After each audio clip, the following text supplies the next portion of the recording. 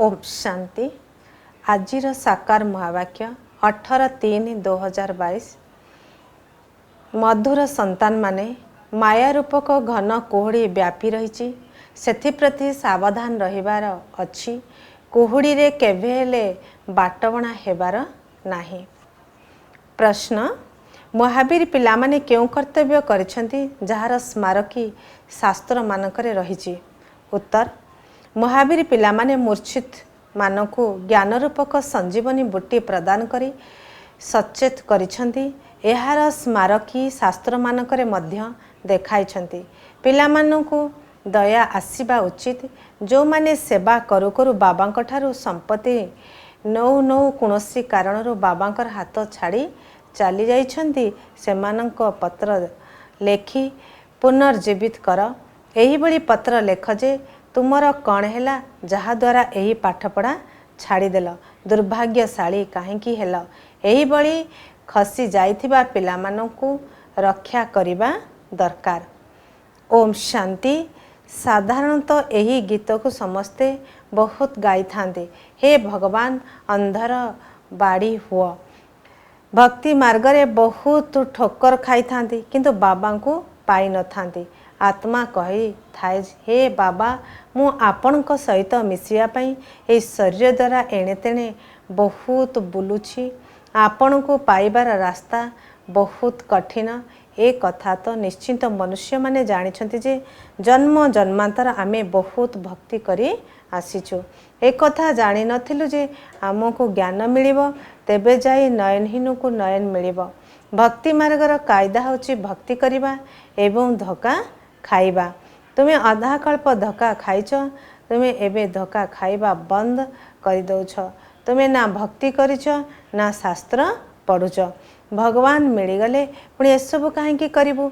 भगवान आमको मिलीगले जे कि निज साथी रे नहीं जिबे, तेबे पुणी आमे धोका कहीं खाइबू? जदि भगवान एठाको आसीबे तेबे निश्चिंत आम समस्त को साथी रे नहीं जिबे। वर्तमान समस्ते धोका खाउछंती एवं जणे अन्य जन को आशीर्वाद मध्य करुछंती किंतु किछि भी बुझुनांती।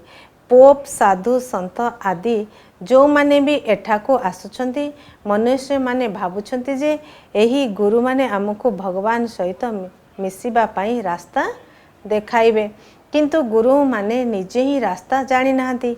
तेबे से माने देखाइबे किपरि? आशीर्वाद दौछंती एवं केवल एतिकी कहउछंती जे भगवान को स्मरण कर, राम राम कुह। जदि रास्ता रे कहा को पचारिबो जे अमुक स्थान केउठी, तेबे कहिबो एही रास्ता रे चली जाओ, तेबे पहुँची जीवो। एपरी कहिबे नाही जे आमे साथी रे नहीं जीवु, तुमर रास्ता दरकार से माने कहि दउछंती। किंतु साथी रे तो के गाइड रहिबा दरकार ना। बिना गाइड रे तो द्वंद्व रे पड़ी जिबे। जेपरी तुमे माने मध्य दिने कोहड़ी होइथिबा कारणरू जंगल रे बाट भूली जाइथिलो। एही माया रूपक कुहुड़ी बहुत शक्तिशाली अटे।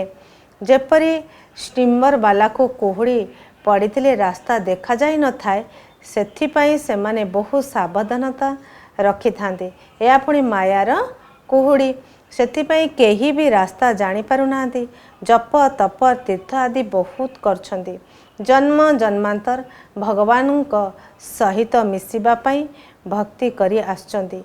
भक्ति रे अनेक प्रकार मत मध्य मिली थाए। जेपरी संग सेपरी रंग लागि थाए। प्रत्येक जन्म रे गुरु मध्य करिबा को पड़िबो। एबे तुम मानकु सतगुरु मिलिछंती। सी निजे कहउछंती मु कल्प कल्प आसी तुम मानकु घर को नहीं जाउची, पुणी विष्णुपुरी को पठाई देबी।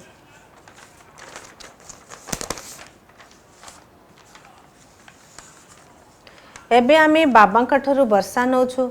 उदाहरण स्वरूप जदि कौनसी गुरु अथवा पंडित आदि आसी ए ज्ञान को बुझिबे एवं अन्य मानकु कहिबे जे मनमना भव, शिव बाबा को स्मरण कर, तेबे तांकर शिष्य माने पचारिबे तुमे एई ज्ञान केउठारू पाइल?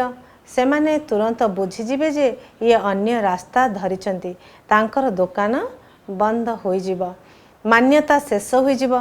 कहिबे जे जदि आपण ब्रह्माकुमारी मानकर ज्ञान शुणुचंती तेबे आमे काहेकि बिकेंक पाखकु न जीवु? निजे गुरु माने मध्य कहउछंती सबु जिज्ञासु आमको छाड़ीदेवे आमे काहाठारू खाइबू सबु धंदा शेष होई जिवो तो सबु सम्मान समाप्त होई जिवो एठारे तो 7 दिन भट्टी रखी पुणी सबु किछि कराइबा को पड़िबो रुटी कर एहा कर जहाँ को सन्यास माने मध्य कराई थांती जेपरी देहाभिमान तुटी जीव तेणु एमाने रहिबा बहुत मुश्किल। द्वितीय कथा जो माने बाहरु आसुचंती सेमानको प्रथम प्रथम बाबांकर परिचय देबाकू हेबो जे आमे माता पितांको ठारू विश्वर मालिक पणियार वर्षा नौछु बाबा कहउचंती विश्वर रचयिता आमर लक्ष्य उद्देश्य होची आमको नररु नारायण हेबाकू पड़िबो जदि आपण मध्य एठारे दाखिल हेबाकू चाहुचंती तेबे 8 दिन आसी पाठ पढ़िबाकू हेबो एथिरे बहुत मेहनत रही एते अभिमान केही भांगी पारिबे नाही एई भली लोक तुरंत आसी पारिबे नाही बाबा बुझाउचंती जे तुमे परस्पर भाई भौणी अट तुमे जणे अन्य जन को बुझाई पारिबो उदाहरण स्वरूप जदि कोनोसी पिला बहुत भल सेवा करुथले बहुतों को ज्ञान बुझाउथले एबे बाबा को हाथ छाड़ी देइछंती एक कथा तो तुमे जानिछ जे शिव बाबा आमको ब्रह्मा को द्वारा पाठ पढ़ाउछंती सी सीधा सड़क तो पढ़ाई पारिबे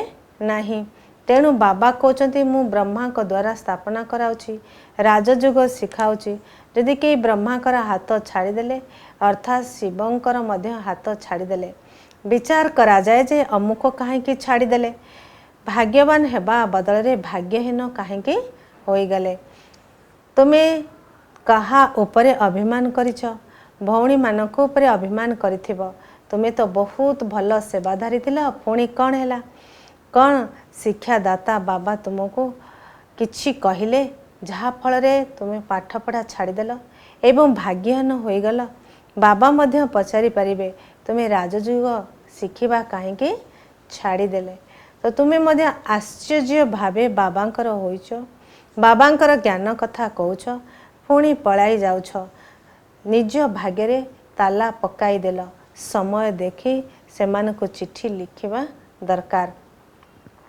होई पारे पत्र पढ़ी पुणी थरे जागृत होई जिवे तलकू खसी जाइथिबा लोकों को उठाइबा को पड़ी थाए जदि बुड़ी जिबा लोकों को उद्धार करा जाए तेबे सेमाने आशीर्वाद देई थांती एहा मध्य बुड़ी थिबा आत्मा को उद्धार करिबा सदृश अटे एहा ही ज्ञानर कथा लेखिबा दरकार तुमे नाउरिया को हाथ छाड़ी तेणु बुड़ी मरिब पहराड़ी माने निजर जीवन को विपद रे पकाई अन्य माननको उद्धार करथांती जदि कई संपूर्ण रूपे पहरा शिखी न थांती तेबे निजे मध्य बुड़ी जाई थांती सेपरी तुमे जदि भी काहाकू बुड़ीबार देखुच तेबे 10-20 चिट्ठी लेख यह कौन सी प्रकार अपमान नुहे तुमे एते समय बाबांकर हाथ धरिल अन्य मानक मध्य बुझाइल पुणी तुमे किपरि बुड़ी जाउछ तुमे स्नेहर सहित तांको पत्र लेख भौणी तुमे तो राजयोग शिखी आरपारी को जाई थांत एबे पुणी तुमे बुड़ी जाउछ तेणु दया आसुची जे बिचरा को उद्धार करिबो तापरे मध्य जदि केही निजको उद्धार करुनाहांती तेबे ताहा सेमानकर भाग्य। द्वितीय कथा हला प्रदर्शन रे जो माने मतामत लेखुचंती जे एठारे नररु नारायण हेबार मार्ग मिलुछि एही राजयोग बहुत भल बास लेखिदेले बाहर को गले तो भूली गले सेथि पाई जो माने लेखुचंती सेमान को जाई भेटिबा दरकार जे तुमे एही मतामत लेखिथिल किंतु कौन हैला एहा द्वारा ना निजर किछि लाभ हैला ना अन्य मानकर तेबे प्रथम मुख्य कथा होची माता पितांकर परिचय देबाकू हेबो सेथि पाई बाबा प्रश्नावली करिछंदी तांको पचार परमपिता परमात्मा को सहित तुमर कौन संबंध रहिछि तांको ठारू कौन वर्षा मिलुछि एक कथा लेखिबा दरकार बाकी प्रदर्शनी बुझाई बापरे लेखिबा ता द्वारा कोनसी लाभ नाही मुख्य कथा होची माता पितांको परिचय देबा जदि ठीक भावरे बुझिच तेबे लेख नचे तुमे माने किछि हेले बुझिना सेमानकु भल भावरे बुझाई पुणी लेखाइबा दरकार वास्तव रे ये जगत अम्बा जगत पिता अटंती से माने लेखुछंती जे वास्तव रे बाबांक ठाରୁ वर्षा मिलता है से माने एक कथा लेखिकरी दियंतु तेबे जना पड़िबो जे तुमे किछि सेवा करिछ जदि न आछंती तेबे चिट्ठी लेखिबाकू हेबो वास्तव भी जगदम्बा एवं जगत पिता अटंती तेबे तुमे वर्षा नेबाकू काहेकि आसुना अचानक खाल खाइजिब सेतिपाई मेहनत करिबा दरकार प्रदर्शनी इत्यादि जदि मुस्किल रे कहीं 2-4 जन बाहरुचंती तेबे फायदा कौन पिला मानकू बहुत पुरुषार्थ करने हम जदि आसवा छाड़ी दौरान तेबे चिट्ठी लिखा दरकार तुम्हें बेहदर बाबा ठारू वर्षा नेबार पुरुषार्थ करुल पुणी माया तुमको कहीं धरी पकाउछि भगवान को छाड़ी दौच जदि एपरी हेब तेबे तुम निजर पद भ्रष्ट करदेव जो माने महावीर होइथिबे से माने तुरंत ही संजीवनी बुटी देबे जदि किए बेहोश हो गले माया नाक को धरी पकाइला तेबे से मानकु मायार कबल रक्षा करिबा जदि एतिकी परिश्रम करिबो तेबे कोटि करे केही बाहरिबे तेणु जांच करबा को हेबो जे एही चारा किपरि अटे कन्या माने लेखुचंती जे आमर गला रुद्ध हो जाउछि किंतु तुमे अधिक कथा को जाओ नहीं प्रथम तो मुख्य कथा बुझाइबा सेमानंक ठारू लेखाओ परे अन्य कथा एकमात्र त्रिमूर्तिर चित्र उपरे पूरा बुझाइबा को हबो तुमर निश्चय होछि जे ये तुमर माता पिता अटंती एहांक ठारू वर्षा मिलिबार अछि केही केते भी बुढ़ा होंतु एई दुईटी शब्द तो समस्तंको बुझाई परिबना जदि दुईटी कथा मध्य धारणा हो नहीं तेबे बाबा बुझी जानती जे एहांकर बुद्धि केउठी आवर्जनारे फसी जाइछि मुख द्वारा अधिक किछि कहिबार नहीं केवल बाबा एवं वर्षा को मने पकाओ वर्षा होची विष्णुपुरीर जहार तुमे मालिक होच बाबा अति सहज करी बुझाउचंती अहल्या कुब्जा किपरि भी होइथांतु समस्ते वर्षा पाई परिबे किंतु श्रीमत रे चालिबा को हेबो देई अभिमानी हेबा तो सहज अटे केही जदि गृहस्थी नुहंती एकाकी अछंती तेबे बहु सेवा करि परिबे कहार कहार तो बहु देह अभिमान रही थाए मोहर निशा तोटी न थाए जिए देही अभिमानी सी शरीर मोह रखिबे नाही बाबा उपाय बताउछंती जे तुमे निजको आत्मा निश्चय कर एहा पुराणा दुनिया एथिरु तुमको ममत तोटाइबा को हेबो एकमात्र बाबा को स्मरण करबा को हेबो सत्ययुगी संपत्ति मने पड़िले रचयिता मध्य मने पड़ जिबे एहा केते बड़ रोजगार अटे तेणु निजे मध्य एही रोजगार कर एवं अन्य मानकु कराओ माता पिता पिला मानकु योग्य करई देथांती तापरे पिला मानकर काम हैला बापार दायित्व बहन करिबा पुणी माँ बापा एथुरु मुक्त हो जाई थांती एठारे एमिति बहुत अछंती जो मानकर मोह रहिछि कहार जदि निजर पिला न थाए तेबे धर्मर संतान प्रति मोह जाई थाए से माने पद पाई परिबे नाही से माने सेवा बदले रे अपसेवा करि थांती प्रदर्शन रे मुख्य एही कथा बुझाइबा को हेबो जहा द्वारा निश्चय हो जिबे जे वास्तव रे ये आमर बाबा अटंती एहांक ठारू राजयुग शिखिले 21 जन्मर वर्षा मिली थाए नुआ दुनियार रचना किपरि होई थाए किपरि आमे मालिक होई थाउ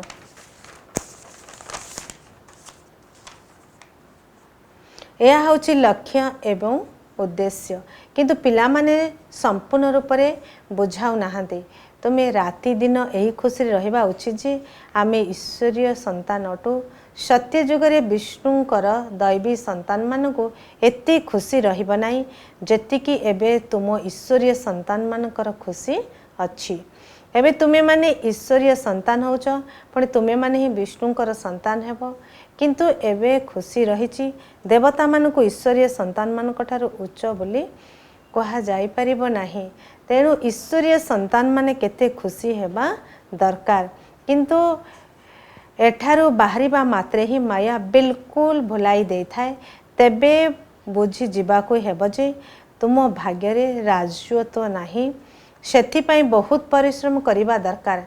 माया एपरी जी कि सेठारे ही चापुड़ा मारी भुलाई दे थाए। अच्छा, धारणा पाई मुख्य सारांश 1 नंबर, मोहर सबु आकर्षण को तोटाई एई पुरुणा देह एवं दुनिया ठारू ममत तोटाई सेबारे लागिजिबाकू हेबो। बाबा एवं तांकर संपत्ति को मने पकाई रोजगार जमा करने हेबो। 2 नंबर, भल संतरणकारी हुई समस्त को पारी करिबार सेवा करने को हेबो।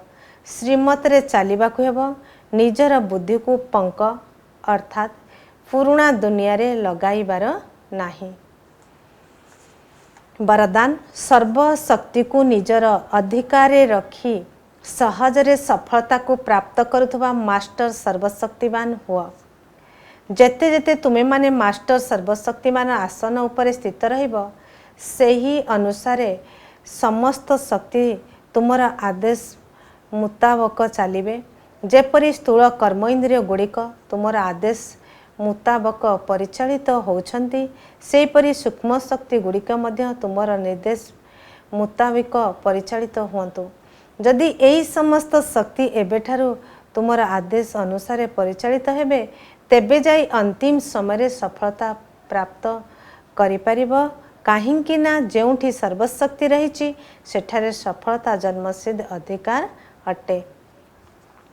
स्लोगान, जदि आकारी एवं निराकारी स्थिति रे सहजरे स्थित हेबाकू चाहुच तेबे निरहंकारी हुआ। अच्छा, ओम शांति।